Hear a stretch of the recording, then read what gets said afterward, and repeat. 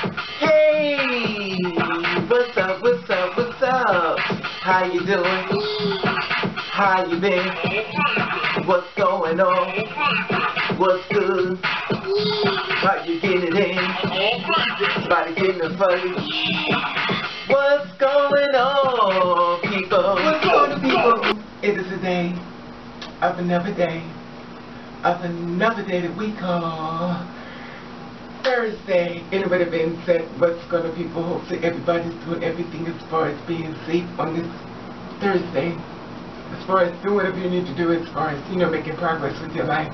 Anybody been said what's going to people? I'm going to talk to you about something now. You know me, it's so funny because, listen, it's going to be one of those type of videos, not to the left video, but it's going to be, me just sharing certain things with you and stuff. Probably I wouldn't normally share, but it's just something I want to talk about. I was talking to a guy, which I went on video cam and yesterday and stuff, and he was like, do you want a video cam with me? And I was like, sure. Normally I would say no, because I used to get a real complex. You know how you on Facebook and so somebody just hit video and then all of a sudden it's going and it's like ringing, and here it is. You're in the middle of something now. The ring is like, yo, I'm in the middle of something. It feels as though it's common courtesy just to say, can we chat or can we video chat? Because I want to video chat with you and talk to you.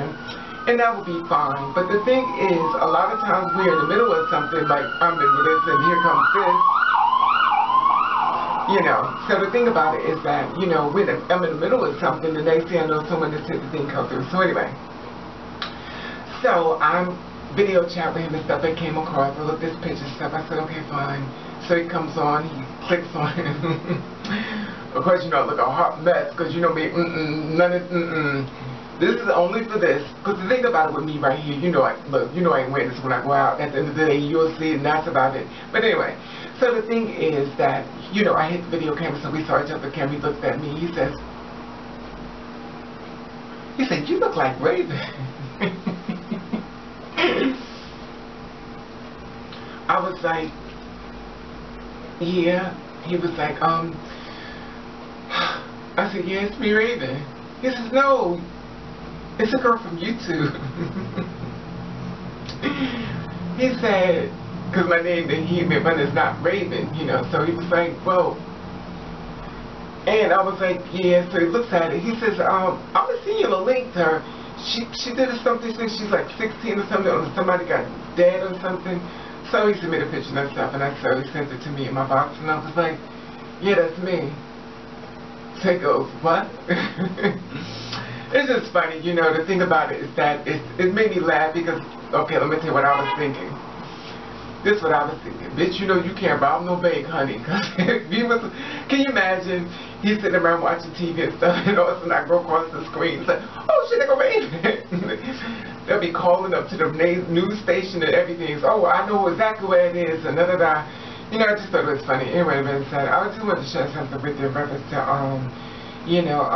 when it comes to relationships and stuff. Now, this is a very serious subject and stuff, and the thing about it is that, you find someone that you want to be with and stuff, and there is like the man of your dream or the woman of your dreams and stuff like that, and in this case it's a man, and the thing about it is that he becomes, like, most of the time when it comes to girls like us, or even some guys, or the case may be, I'll make it about us, about the girls like us, but I'm sure if it's story is relatable to you, I'm sure you can relate and, add your feedback in it as far as yourself.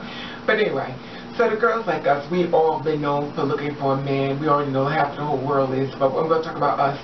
So the girls like us, we're looking for a man and stuff like that, and we want a man that's going to love us, that's going to accept us, and, be with us, and, just basically see us as a part of them, basically, than someone that I'm just meeting and I'm judging you. And when I say that, that means that they see us as, that's my baby. My baby got flaws, my baby this, my baby certain like, my baby don't look that great, my baby this, my baby look a mess. And they don't care.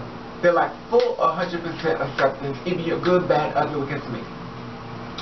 Now you found the man in your dreams and stuff like that, and he becomes very obsessive with you, and he sees somebody say something to you, he jumps in the front, he's like, yo, he pulls you out the way, that's my boo, what's the problem? So he's like this really, leader when it comes down to you, don't mess with my boo, because you got a problem. So the thing about it is that, you know, when you decide you want to go hang out with your girlfriend, stuff like that, and he says, well, you're not going. And you say, well, I'm just going to hang out with the girls, you know, I'm just going to hang out, you know, you show the girls, and you say, this is the girls, and you know, show the picture. He says, well, you're not going. She says, well, you know, I want to get my girlfriends, I want to get some air. He said, well, you ain't going. So she goes, well, I am going. You're my father, you're not my father, you're my boyfriend. So she gets ready, walks away, pushes against the door, says, I said you ain't going. He grabs her by the throat and he slaps beside the face. Because you see a slap is the way we've been taught. Unfortunately, like I said before, people say spare the rod and spoil the child. That little thing inside the Bible, I believe that verse was meant for modern days. I believe there's a lie inside the Bible, because now we learn to teach people that when people do not cooperate the right way versus slavery days, that way need to be beat. When we got out of order as far as being slaves and our master needed to get us back in order, they beat us. Unfortunately, that tradition has not been broken, and we seem to have traveled it all the way to 2017. So when a man gets a woman and stuff, and he feels as though she's not listening, guess what he do? He beats her. When as him as a little boy growing up, when he got out of order, his mother did what? She beat him. And when the wife's boyfriend when the husband saw his wife get out of order, what did he do? He beat her. So it's just a tradition thing that's been passed down and stuff, and it's very wrong, you know, but I'm not here to debate it, because I know people are like, well, you need to beat some of these kids, and that's where you're at. I'm not here to convert you. Do what you need to do. So this is my thing. So now he hits you and stuff, and you know that once you walk away from this man, you're never going to find a man like him again. So now you're saying to yourself, you know, I love it that the fact that he loved me so much, he don't want to share me with the world. But now it becomes a point where I'm a prisoner in my own home. Now I've been through this, and I'm going to tell you something, it's a very traumatic situation. To the point where only person who was allowed to call me was, at that time, my mother. You know, that hurt me saying that word, but that it was only her that was allowed to call. My friends, everybody else was cut off. Now, of course, he had friends. He had a whole bunch of friends and stuff like that, hangout partners and everything. And when I was at work, basically, he hung with his friends. But when I got off work, I was not allowed to be around anyone but him. And when I disobeyed, or someone called the house and he felt as though I was talking to him on the phone, he made it about him and he started attacking me, ended up in a fist fight. So my question to you is, how do you know when your situation is become overwhelming and you know you need to go, but you don't want to leave? Because you know that once you leave this man, you're not going to find another man like him that cares so much about you. Where is it that the connection goes to I love you to abuse when it comes to relationships? Because a lot of times, a lot of girls and guys are staying in a relationship because the simple fact of the matter is, he's fine as hell. He looks out for you. He puts money in pocket. He takes care of you. He picks you up things you want to ask him to, just because he surprises you, take you out to dinner, do all these things for you. But he do not want you to share yourself with anyone else but him. And I've been in that relationship, and I'm gonna tell you, it comes like a prison. Now they study you so well, they can find you anywhere. And it gets to a point, like with me, I had to just move, and I ended up moving out of my house, from my apartment, and I had to move back home with my mother, and I left all my furniture there and stuff, and, you know, it was horrific, but that was before Oopalot land, because look, this right about now, I haven't really even been in a relationship when it comes down to this. I guess flips and splurs, a month here, 2 months here, or, well, 2 months is the longest one, then it was 2 weeks, and basically that's it. And I've been this way for 10 years, so I can't even count on one hand that I've been in a relationship for 1 year, being who I am now. You know, so it's very mentally exhausting when it comes to girls like us as far as now. But I do notice that the type of men that are coming our way seem to be very broken, and a lot of times when they do step into the path of us, how far were you willing to go before you say enough? And he's beating on you, but the simple fact of the matter is, you know that once you leave him, no one's ever going to love you that way again. Because I do know girls who are actually going through this and they're not leaving. And he's beating the hell out of them. And, you know, they're covering it up with makeup and stuff. And I see what they're doing. But, you know, and the funny thing about it, when you try to talk to people about different things and stuff, like I'm trying to talk to you to talk subliminally to them in case you see this message say to someone else, you know, sometimes you intensity, isolation, blame, jealous, criticism, anger, control, and sabotage. These are the abuse signs to always be aware of. Sometimes people say that they'll leave and stuff like that when it comes down to it, but when it gets really down to them as far as relationship, they never leave. Like, they always give this best advice as far as, oh girl, if that was me, I would be out there, you know, really fast, you know, and really quick. And then when it happens to them, they don't leave. And I watch girls do this all the time, and I talk to other girls, and I watch guys who beat on them and stuff, and, you know, and they stay, you know, and they learn to take the punches and, you know, and the bruises, I guess, for the sake of having a man. And, you know, it becomes very overwhelming, you know, and, you know, I just don't understand it. But, you know, I always know that a lot of times I think looks play a lot in the beatings, you know what I mean? So I think if a guy's like really fine and you know you ain't gonna find a man that's fine like that no more, you'll deal with it, you know. And it becomes the point where they do so much that the good outweighs the bad, but that bad is like really bad and stuff. I had a boyfriend, real hardcore, and this is before Upala Land. He was real hardcore.